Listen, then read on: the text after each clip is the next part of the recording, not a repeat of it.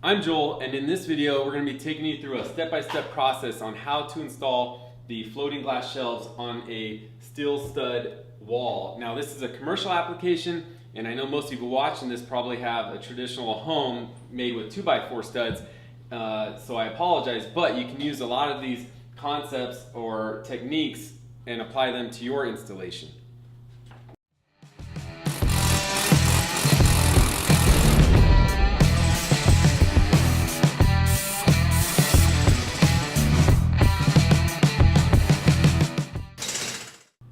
Alright, so when you're tackling a cool project like this, you need to first ask yourself, what is the goal of it? Which is, how much weight are you going to be supporting with the shelves? Now in our case, we're going to try to make 2 shelves, but making 4 individual shelves. So you're going to have 1, 2, 3, 4, and it'll look like 2 long shelves. Now, each shelf, we want to support 60 pounds. That includes the glass. And so going forward, I want to make sure that it doesn't look too busy with the brackets. Now, I found that you can get these minimalistic brackets, we'll show you, and they can support 15 pounds each. And so with using 4 brackets at 15 pounds each, that would be just perfect for our shelves. Now, there are many ways to do this, which is creating extra backing support for our brackets. And the way I'm choosing to do it is by using this 1x3 stock, 3/4 stock oak.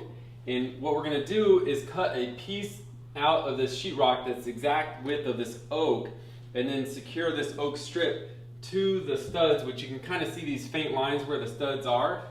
And the reason why we're not using the studs to mount the brackets to is because they are not symmetrical with our shelves, and we want, when you to look in here at the tiled backsplash, you want it to look symmetrical with your brackets. And so we need to place them exactly where we want, which we already did a map out, and none of them land on studs. So we're gonna rip a piece of the sheetrock out. We're gonna install this backing strip to the studs, and this will allow us now to screw our brackets to, and it should give us exactly the amount of strength needed for our weight goal.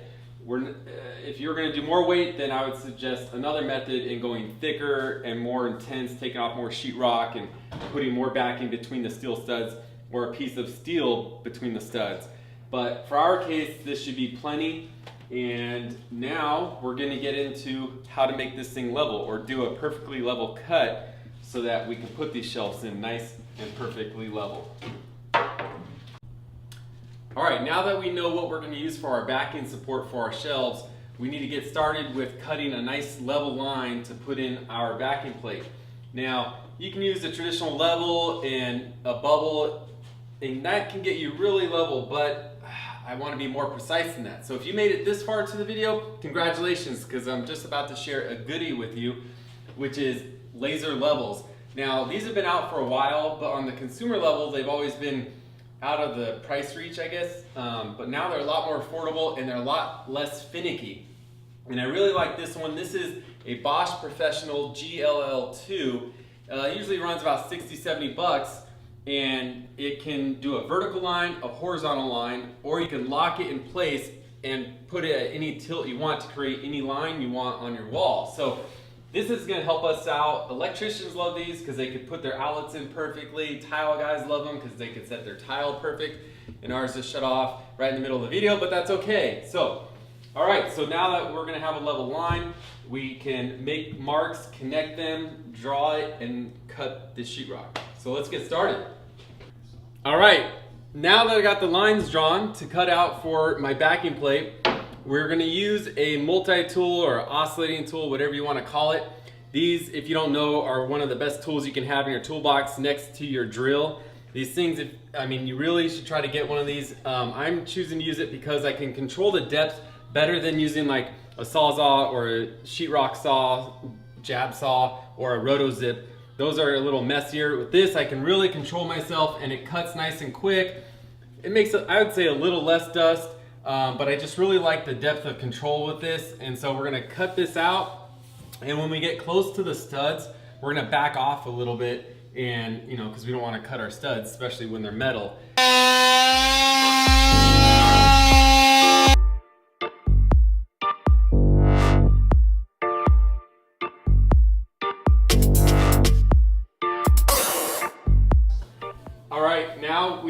finished removing all the sheetrock, and as you can see, we've exposed the steel studs that we have, and we also have plumbing and electrical over there that was to be expected, which is why I wanted to use the oscillating tool so that I can control the depth that I was cutting and not, hit one of those things.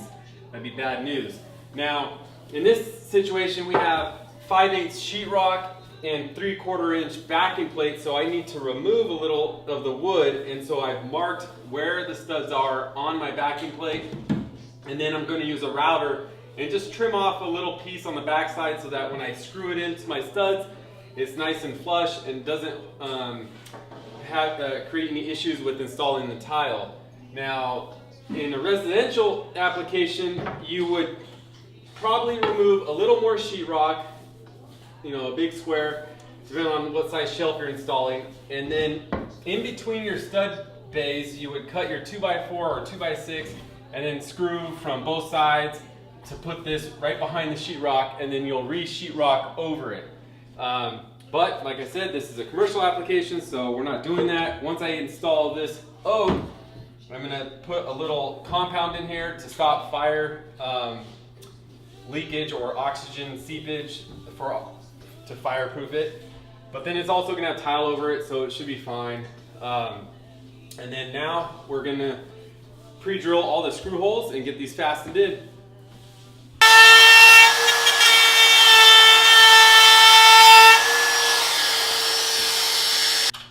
We finished putting up the oak backer boards, and we use liquid nails along with self-tapping screws, and this thing is extremely rigid and flush. It's perfectly vertical. And so now what we have to do is mount a spacer so that these brackets sit away from the wall, and that spacer will be the exact thickness of our glass tile that we're going to use on the wall. Now, you could put a bracket drill through this glass tile, but we're going to be using mastic, and mastic is kind of elastic, so it's not going to give us the hardest of a material to mount to, and I want it to be rigid. When you're dealing with the glass shelf, you don't want to take chances. So there's also more precision required when you're doing it this way. This is a great opportunity for a man to reveal his ego and his craftsmanship. So we're going to be using a laser to put in all these little wood spacers that I've cut perfectly to go right behind these brackets that are going to be right here on the backer board. So now when we tile up to this, well, I'm going to glue and nail these onto the wood, and then the tile guy can tile around these, and then when we're all ready, we can mount these brackets perfectly, and then we don't have to worry about trying to draw lines on the glass and drilling on the glass, breaking glass. So I think this is going to be a good way to go, and it's time to get to it.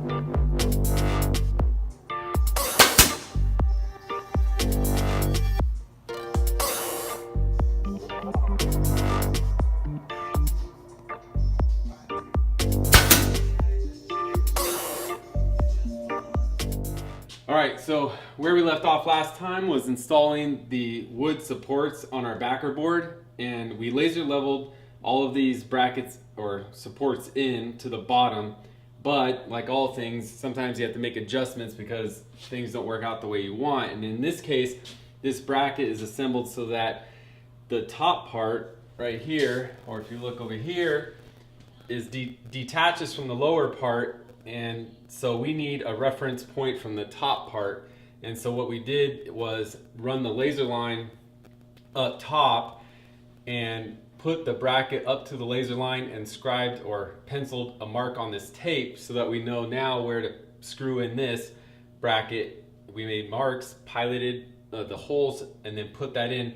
Now we can put the lower piece and draw it up to the top piece. And then to get the overall size though, we also mimicked a piece of the glass which is 3/8 thick and put it in there to know that the bracket would be sitting all the way on the wood support that's behind it. We don't want it sitting on the tile.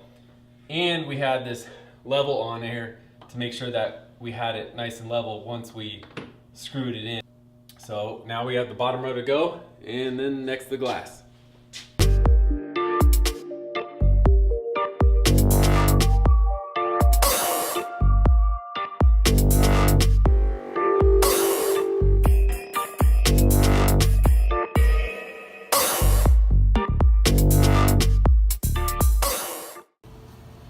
All right, we mounted the glass, but we're not finished yet because we have to secure these brackets. And we of course cleaned the glass first to make it easier. And we were definitely worried about seeing how much deflection or slop there would be in the brackets once we fasten them. But here we fastened this one pretty much up, right, Brian? So this one did pull the glass up, where this one, it's still, you know, slack. There's some slack in it, so it's hanging down. But once we fasten it, it's nice and straight, just like we wanted. And it really helps to have that laser level. Yeah, I think it's going just the way we planned. Now we just need some bottles of booze. I mean, OJ and Kale, that's what I